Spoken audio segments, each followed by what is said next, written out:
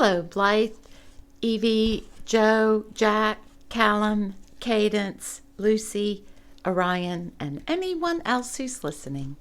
Welcome to Story Time.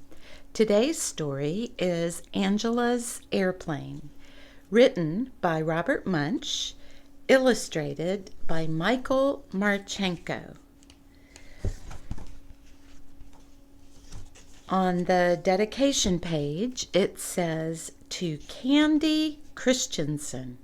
Ooh, and look at that bird flying. And the story begins. Angela's father took her to the airport, but when they got there, a terrible thing happened. Angela's father got lost. Uh-oh. Ooh, look at her looking at that airplane. Angela looked under airplanes and on top of airplanes and beside airplanes, but she couldn't find him anyplace. So Angela decided to look inside an airplane. She saw one with an open door and climbed up the steps. 1, 2, 3, 4, 5, 6, right to the top. Her father was not there, and neither was anyone else. Ooh, where is her father? Look at her looking around. Angela had never been in an airplane before.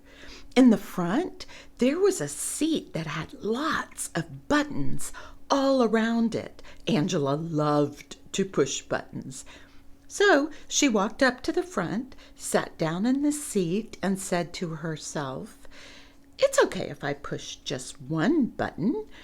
Don't you think it's okay if I push just one button? Oh, yes, it's okay. Yes, yes, yes, yes." Then she slowly pressed the bright red button. Right away, the door closed. Ooh. Angela said, "It's okay if I push just one more button. Don't you think it's okay if I push just one more button? Oh, yes, it's okay. Yes, yes, yes, yes." Slowly, she pushed the yellow button. Right away, the lights came on.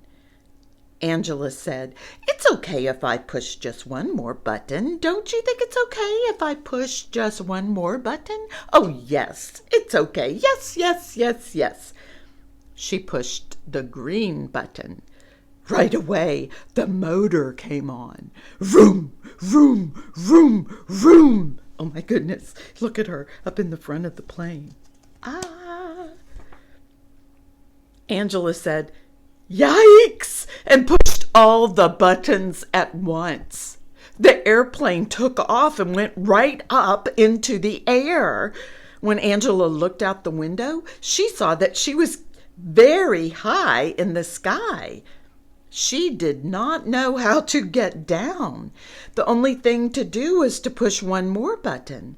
So she slowly pushed the black button. It was the radio button. A voice came on the radio and said, "Bring back that airplane, you thief, you." Oh, look at her looking out the side. Oh, yikes, she's up in the air by herself. Angela said, "My name is Angela. I am 5 years old, and I don't know how to fly airplanes." "Oh, dear," said the voice. "What a mess. Listen carefully, Angela. Take the steering wheel and turn it to the left." Oh, my goodness. She's 5 years old and she's flying this airplane all by herself. Angela turned the wheel, and very slowly the airplane went in a big circle and came back right over the airport. Oh, look at all the birds flying out of the way. "Okay," said the voice. "Now pull back on the wheel." Oh, yikes. What do you think is going to happen? Angela pulled back on the wheel and the airplane slowly went down to the runway. It hit once and bounced. It hit again and bounced. Then one wing scraped the ground. Right away, the whole plane smashed and broke into little pieces. Angela was left sitting on the ground, and she didn't even have a scratch. All sorts of cars and trucks came speeding out of the terminal. Oh my goodness, look at her. She doesn't have a scratch, but she lost one of her shoes, didn't she? Wonder where it went. Look at the look on her face. She's still holding on to the steering wheel. There were police cars, ambulances, fire trucks, and buses, and all sorts of people came running. But in front of everybody was Angela's father. He picked her up and said, "Angela, are you all right?" "Yes," said Angela. "Oh, Angela," he said, "the airplane is not all right. It is in very small pieces." "I know," said Angela. "It was a mistake." "Well, Angela," said her father, "promise me you will never fly another airplane." "I promise," said Angela. "Are you sure?" said the father. Angela said very loudly, "I promise, I promise, I promise." Oh, look at what a mess it all is.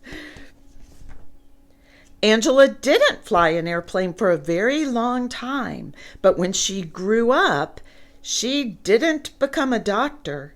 She didn't become a truck driver. She didn't become a secretary, and she didn't become a nurse. She became an airline pilot. Oh, look, there she is, still with her two pigtails, and she's waving out the window of the airplane. The end. Angela's Airplane. Well, I hope you liked that book. That was pretty amazing. I hope none of you ever try to fly an airplane. And of course, here's Robert Munch and Michael Marchenko, our good friends who make us laugh out loud. Well, I hope you liked that story. And I hope you never try to fly an airplane. Yikes!